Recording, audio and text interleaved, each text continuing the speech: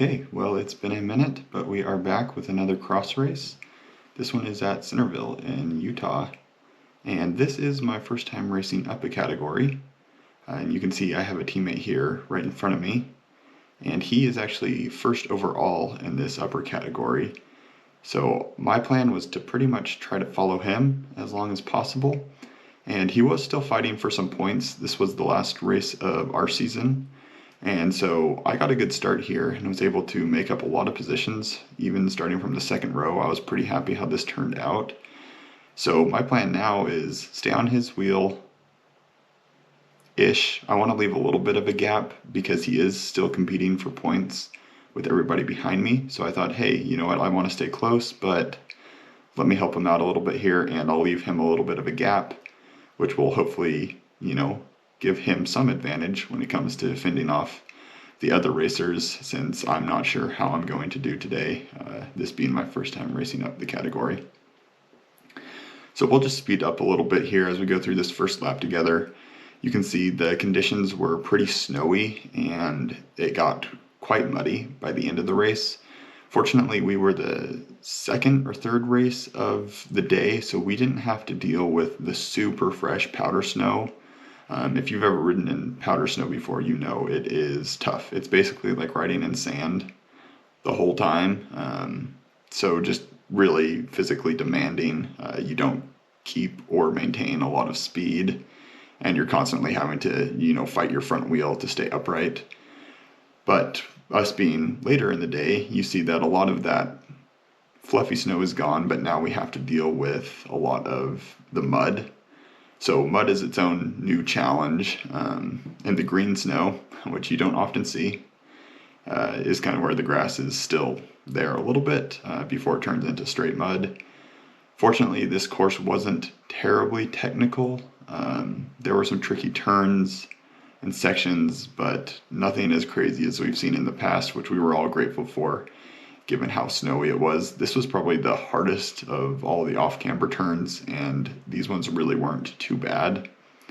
Fortunately, surprisingly, it's been almost a full lap now, and I am still holding on to second place, and you can see my teammate Jason up ahead is gaining a little bit more distance, which is good for him, right? He wants to do as well as he can to lock down first overall in this category. And as long as he finishes in the top 4 today, I think he told me he will keep his first overall.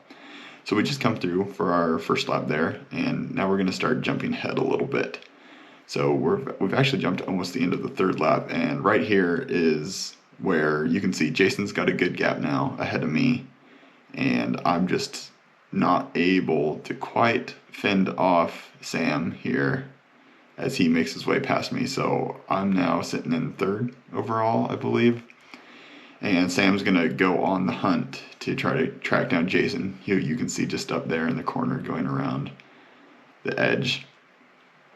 So my goal is still, I want to try to do as good as I can. I think that's the goal for most races, right? Especially when it's a little bit of an unknown. Your goal is always just to do your best. And today I feel like so far it's going okay. I could do a little bit better, but I'm happy with where I'm at right now, being able to stick in here and hold a solid third place right now. But as you're about to see soon, there are a lot of people coming up behind me, and I'm going to have to do some battling to keep them behind me and to try to pass them again. So let's just speed up to that point here in a second. Okay, so coming off that long back stretch and going through a couple little turns here, this is where things really start to heat up for me. This guy here in the Utah kit, whose name, I'm not super familiar with the names in this group yet, so forgive me for that.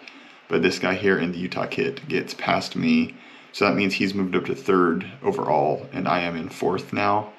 Up ahead, kind of riding away with it, are Jason and Sam, who you can just see now. They've got a good little gap on us. They are up in first and second. Right here, tough turn. In the snow especially, it was a really slippery turn. And it's just one of those ones where you had to slow down way more than you wanted to, even though you thought you should be able to take it faster. And this one also is a little bit deceiving. You can see the Utah guy goes down here. I'm not able to get around him right away, but fortunately I was able to stay clipped in to my bike. So I'm going to go ahead and put in a little bit of effort to pass him. And I will say, when you're passing on that powder snow, it's really difficult. You're putting in probably twice as much power as the person who's staying on the path that's been beaten down a little bit more and a little bit more compact. So when you want to pass somebody on one of those straights, it is hard to do. You have to make a conscious effort to try to get around them, and you have to try to get around them before the next turn, because it's harder to stop in that powder snow. You have a little bit less traction, like I mentioned. So keep that in mind when you're riding in the snow like that. This time I made a decision to try a new line, and probably was the wrong decision. I was hoping there'd be a little bit more grip up there going up the hill. So unfortunately, this guy here with the Utah Lake kit is back in front of me. And right now I'm pretty thrilled just to be in fourth right now in this upper category. I'm happy with that. So my goal is still to do as good as I can, but I really would love to try to finish on the podium. So I'm going to try to stick on his wheel as best I can. This time he doesn't make that same mistake, and I'm not able to get past him there where he made a mistake last lap. If anything, he's actually putting in a little bit of a gap on me now. So I'm getting a little bit worried about that. I don't want to let too much of a gap open up. That's just going to... When a gap opens up in cyclocross, it makes it really hard to close down. Just mentally, something about having to know that you're going to hit all of your corners perfectly and get on the power as quickly as possible. It's hard to close down gaps.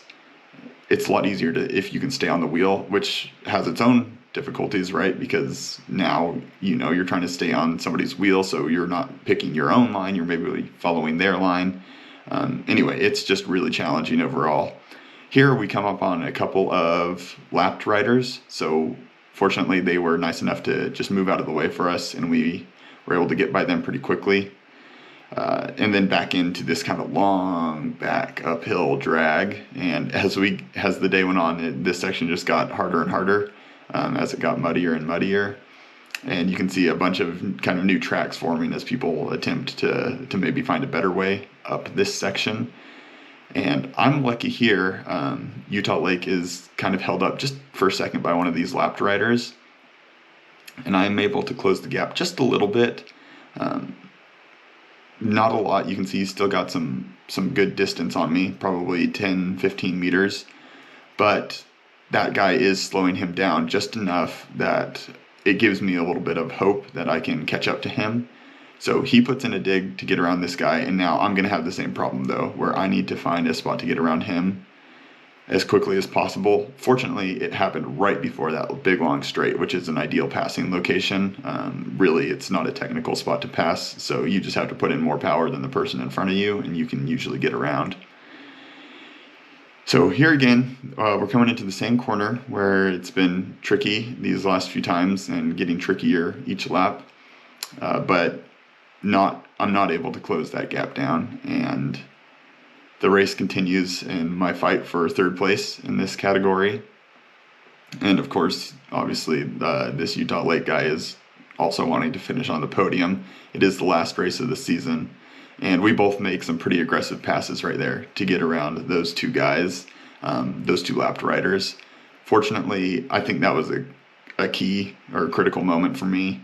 If I hadn't been able to get around those two guys like this Utah guy did, then I would have been in big trouble coming into this final lap, where I would not be able to close down that gap that he would have opened up after getting around these lapped riders.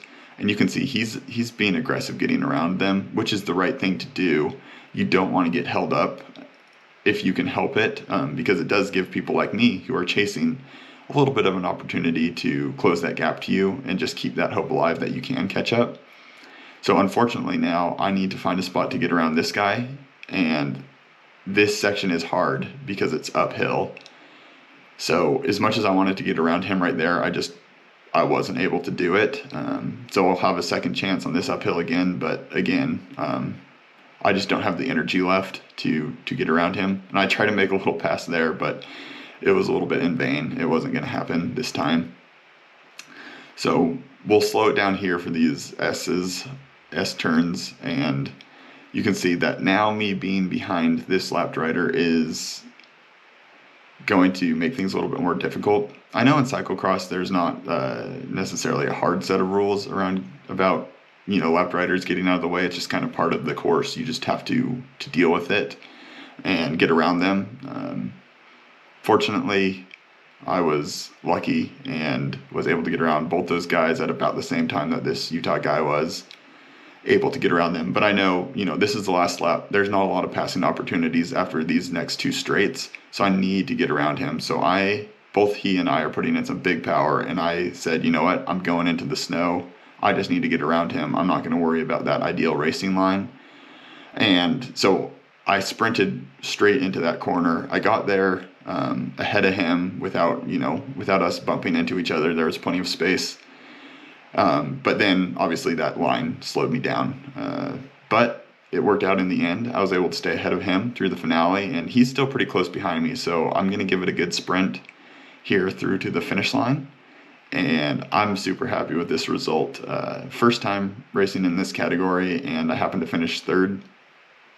My teammate Jason finished second, so Sam ended up catching him in the end, but that's going to lock up first overall for my teammate Jason. So we were all pretty happy with this day. Thanks for watching, and stay tuned for more.